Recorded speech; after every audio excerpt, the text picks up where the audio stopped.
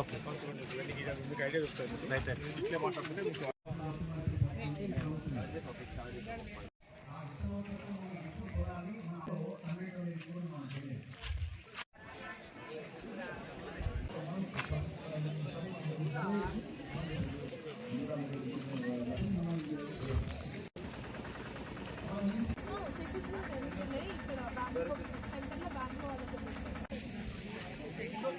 ఆరోగ్యం మనం చూసాం ఈ మధ్యలో సంబంధించినటువంటి పోషకాలను మనం తిన్న రోజు మాత్రమే వెళ్ళి go back to the traditions, go back to the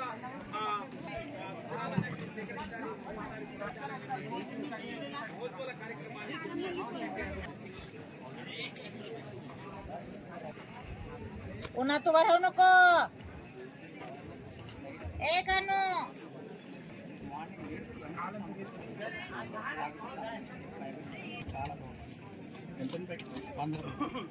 అలాగే మెయిన్ ఇంపార్టెంట్ మనం విత్తనం వేయాలనుకుంటాం. వేసిన తర్వాత ఇది మొక్క వచ్చినంత వరకు వాడాలి.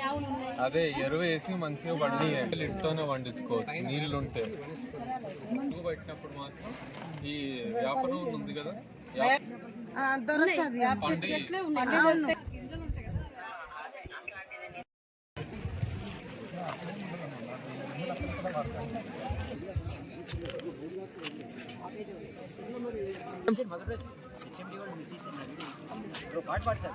పాడి పంటలు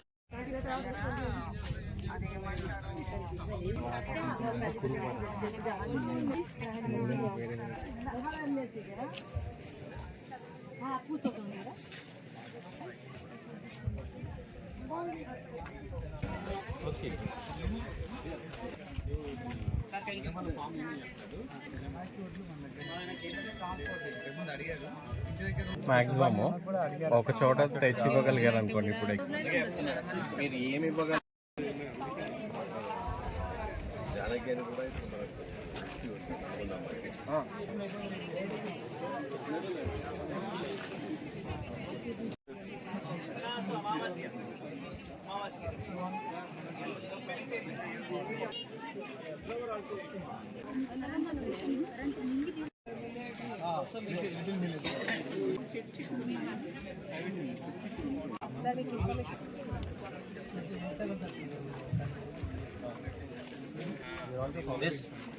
this consultant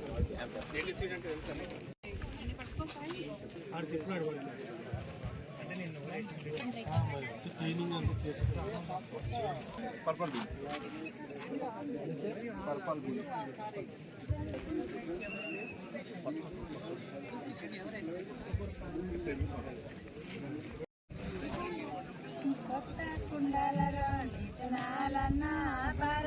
మన దేశం అనే కాదు ప్రపంచం అంతటా కూడా మనుషులనే కాదు సకల జీవుల యొక్క ఆహారం కూడా చాలా ముఖ్యం. కానీ మనం అనేక పద్ధతులను నిర్లక్ష్యం చేయడం వల్ల, మన సాంప్రదాయిక ప్రకృతి విధానాలని మనం నిర్లక్ష్యం చేయడం వల్ల రసాయనమయం అయిపోయి వాళ్ళ వ్యాధులు, జబ్బులు, క్యాన్సర్లు వంటివి ఇబ్బందులకు గురవుతున్నారు.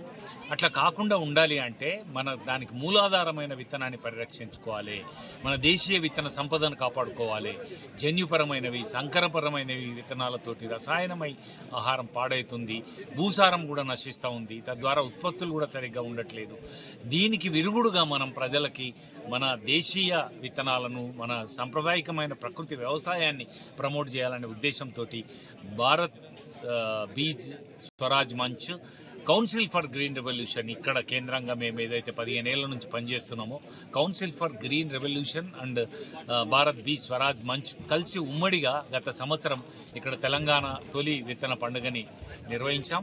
అది సక్సెస్ అయ్యి మంచి స్పందన వచ్చి వివిధ ప్రాంతాల నుంచి 8 రాష్ట్రాల నుంచి రైతులు వచ్చినారు గత సంవత్సరం. మేము ఇప్పుడు కార్యక్రమం చేపడితే 14 రాష్ట్రాల నుంచి వచ్చి ఇక్కడ మీరు చూస్తున్నారు 50 స్టాల్స్ ఏర్పాటు చేయబడ్డాయి. ఇక్కడ విత్తనాలు కానీ, వ్యవసాయ ఉత్పత్తులు కానీ, మేలి రకం విత్తనాలు ఎట్లా ఉంటాయి, ఏ పంటలు ఉంటాయి, పంటల్లో ఉన్న ఔషధ లక్షణాలు ఏముంటాయి, ఆహారాన్ని, ఆరోగ్యాన్ని ఎట్లా కాపాడుతాయి, ఇట్లాంటి విషయాలన్నిటి రైతులు తెలుసుకుంటున్నారు. రైతులే కాక ఆసక్తి కలిగిన ఇతర ప్రజలు, చాలామంది వినియోగదారులు వాళ్ళందరూ కూడా వస్తున్నారు ఇక్కడికి. 3 రోజులుగా జరుగుతుంది పండుగ. ఈ పండుగలో విత్తనాలు మాత్రమే కాకుండా విత్తన సంబంధమైన జ్ఞానము, సాగు పద్ధతులు, ప్రకృతి వ్యవసాయము, వీటన్నిటి గురించి కూడా శాస్త్రవేత్తలు వస్తున్నారు, రాజకీయ నాయకులు వస్తున్నారు, ఇతర ప్రముఖులు కూడా, ఏది అధికారులు కానివ్వండి, ఇంకా యూనివర్సిటీలు లైక్ అగ్రికల్చర్ యూనివర్సిటీ అట్లాంటి వాళ్ళు కూడా వచ్చి ఇక్కడ జ్ఞానాన్ని పొందుతున్నారు. ఎవరికైనా సందేహాలు ఉంటే, దిగుబడి సరిగా లేదనియో లేకుంటే రసాయనమయమైన ఆందోళన ఉంటే వాళ్ళ సందేహాలను కూడా నివృత్తి చేసే విధంగా నిపుణులు ఇక్కడ ప్రసంగాలు చేస్తున్నారు, ప్రశ్నలకు సమాధానాలు ఇస్తున్నారు. ఇది రైతు లోకంలోకి వెళ్ళిపోయి విస్తృతంగా రైతులు ఈ సాగు పద్ధతులు, ఇప్పుడున్న పద్ధతులు సరైనవి కావు, ఈ తృణధాన్యాలను ప్రమోట్ చేయడము, ఈ చిరుధాన్యాలను ప్రమోట్ చేయడము, మేలి రకమైన ఆహారాన్ని, ఆరోగ్యవంతమైన జీవితాలను ఇచ్చే విత్తనాల వైపు రైతులను నడిపించే దిశలో ఈ పండుగ అనేది ఉపయోగపడుతుందని, ఇది రాష్ట్ర స్థాయిలో జరిపే పండుగగానే కాకుండా ఇక్కడికి వచ్చిన వ్యవసాయ కమిషన్ చైర్మన్ కోదండ రెడ్డి గారు కానీ, నిన్న పెద్దలు కోదండరామ్ గారు వచ్చారు, అట్లాగే విత్తనాభివృద్ధి సంస్థ అన్వేష్ రెడ్డి గారు వచ్చారు, ఇవాళ జ్యుడిషియల్ పీపుల్ ఒకరిద్దరు వస్తున్నారు.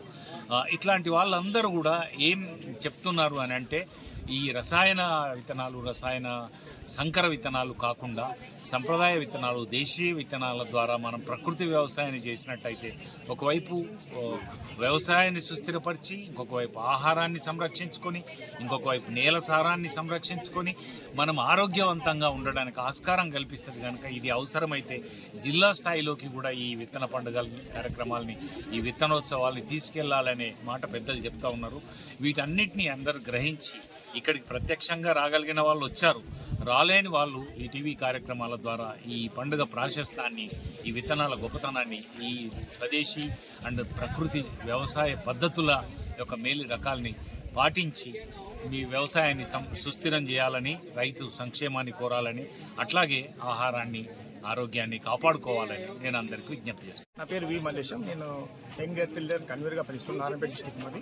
సో ఇక్కడ ఈరోజు సిజిఆర్ అండ్ భారతీయ స్వరాజ్ మంచి వాళ్ళు ఏర్పాటు చేసిన సీడ్ ఫెస్టివల్ చూడడానికి వచ్చాను. చాలా అద్భుతంగా ఉంది. ఎన్నో రకాల, అంటే ఇంతవరకు చూడలేని అనేక రకాల విత్తనాలను చూశాను. ఒక గోధుమ, శనగ, వరి వంటి దాని లోపల ఎన్నో రకాలై, అంటే మనం దాదాపు అంతరించిపోయిన జాతర అన్ని కూడా ఇక్కడ ప్రదర్శించే అవకాశం లభించింది, మనకు చూసే అవకాశం కూడా మనకు లభించింది. ఇక్కడ చాలా బ్యూటిఫుల్గా అరేంజ్ చేశారు కూడా, అన్ని అరేంజ్మెంట్స్ కూడా బాగున్నాయి. 20 స్టేట్స్ నుంచి, అంటే దాదాపు 20 రాష్ట్రాల నుంచి రైతులు, విత్తన సంరక్షకులు, మరి ఇక్కడ ఇంకా రీసెర్చ్ చేసే పిల్లలు కానీ, రీసెర్చ్ చేసే ప్రొఫెసర్స్ కానీ అందరూ ఇక్కడికి వచ్చారు. సో వాళ్ళతో ఇంటాక్ట్ కావడం కూడా చాలా హ్యాపీగా అనిపించింది.